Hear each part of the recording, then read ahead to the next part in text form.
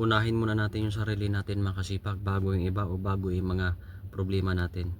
What's up mga kasipag, welcome sa bago nating video. Sana tapusin mong panoorin tong video na to dahil mayroong ibabahagi ang mga kasipag na makakatulong sa iyo. Ako nga pala si Diyos Dado Alaman, dating OFW at ngayon nandito na sa Pilipinas at nagtatrabaho na naman dito sa Pilipinas. Pero bago ang lahat mga kasipag, ikwento ko muna sa inyo mga kasipag yung aking karanasan sa buhay, lalo na sa pagiging OFW. 6 years na rin ako mga kasipag sa aking pagiging OFW, which is okay naman. Kasi para sa akin, mas maganda magtrabaho sa ibang bansa kumpara dito sa Pilipinas.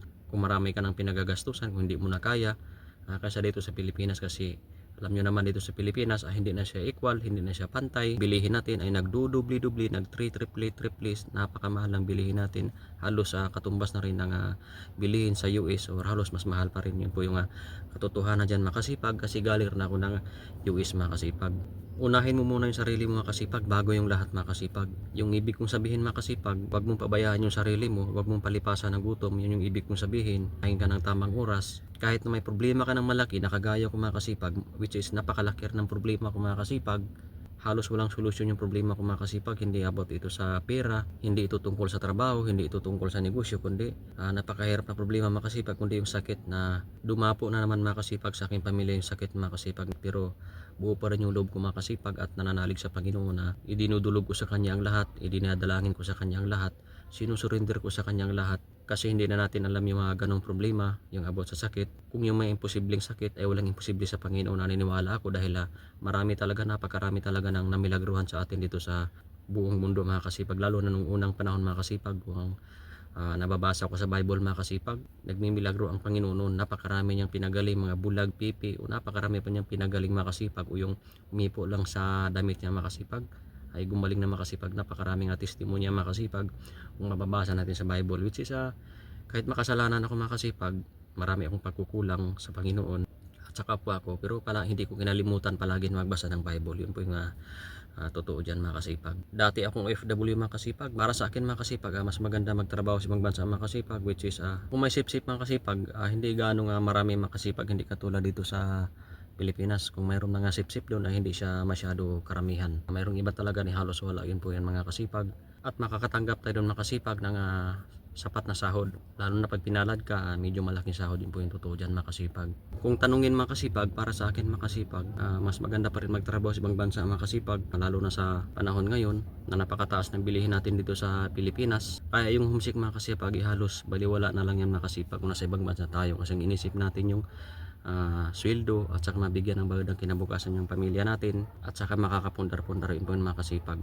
At nakukontent rin ako makasipag, sinubukan ko rin sa pagkukontent kung para ba talaga sa akin yung pagkukontent, kasi naniniwala ako na hindi naman lahat ng bagay ay kailangan nating perfectin bago natin gawin o bago simulan. Para sa akin, at least ay nagawa ko siya at nasimulan ko. Yun po yun makasipag.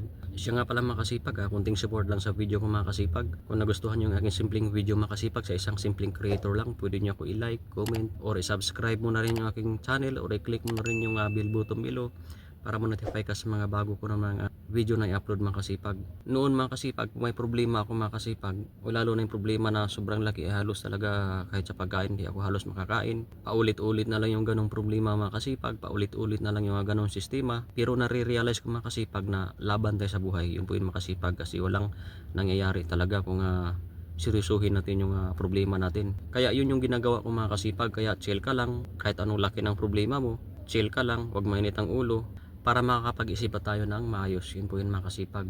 At pag natutunan mo na mahinahon ka kahit anong problema, yun po yun makasipag, masasanay ka na makasipag. At huwag mong pabayaan yung sarili mo, kumain ka na sapat, kumain ka sa tamang oras para may lakas makasipag. Kasi tayo makasipag, tayo ang magsusolve ng problema makasipag. Hindi masusolve ang problema kung hindi muna natin ayusin yung sarili natin. Kailangan muna nating palakasin yung sarili natin, mag-isip tayo ng maayos, alagaan yung sarili natin, kasi tayo makakapag-solve lahat ng problema. Yun po yung makasipag. Unahin mo muna yung sarili mo bago yung problema. Yun po yung makasipag, kasi dinanas ko rin ngayon makasipag.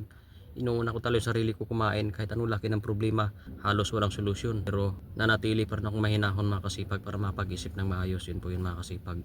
Kaya chill ka lang kahit anong laki ng problema. Hindi talaga masusolve yan kung daanin natin sa inom o daanan natin sa tulog. Hindi talaga masusolve yan mga kasipag.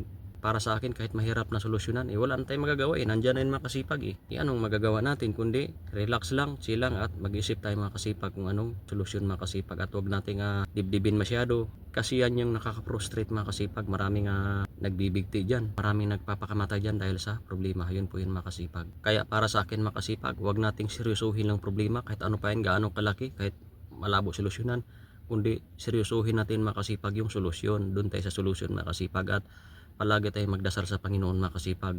Pag mga imposibleng problema makasipag, idudulog natin sa Panginoon makasipag, ibabahagi natin sa Panginoon ng taos puso. Yung mga problema na halos mahirap na lutasin, iaasa natin sa Panginoon makasipag dahil walang imposible sa Panginoon. Yun po yun makasipag. Kaya kung ikaw man ay isang OFW ngayon na nasa ibang bansa, shout out, mapalad ka pa rin kasi nandyan ka pa. Yun po yun makasipag. Kasi ang totoo dito sa Pilipinas, kung wala ka pang negosyo dito, wala ka pang consistent na income dito, or kahit extra income lang dito sa Pilipinas na kumikita ng buwan-buwan, yun po yun makasipag, mahirap dito sa Pilipinas makasipag. Yung bilihin dito sa Pilipinas makasipag ay dollar na talaga makasipag, napakamahal na.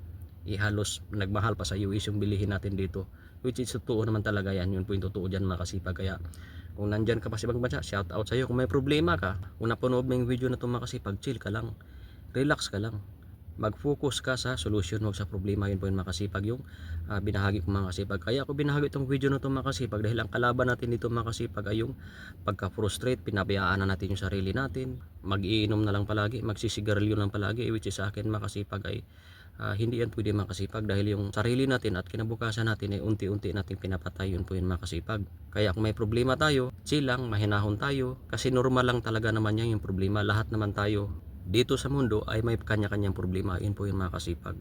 Kaya mag-focus tayo sa solusyon, hindi sa problema. Yun po yun makasipag. At chill lang tayo, relax lang tayo dahil ang problema hindi yan masosolve kaagad mga kasipag ng magulo yung isip natin. Yung po yun makasipag. At yung mga malalaking problema makasipag, nakagaya ko rin makasipag na problema sa hindi sa pira, kundi sa karamdaman ng aking pamilya. Chill lang makasipag dahil mayroon pang pag-asa diyan makasipag. Yung magdasal tayo ng taos puso sa Panginoon makasipag dahil walang imposible sa Panginoon. Yun po yun makasipag.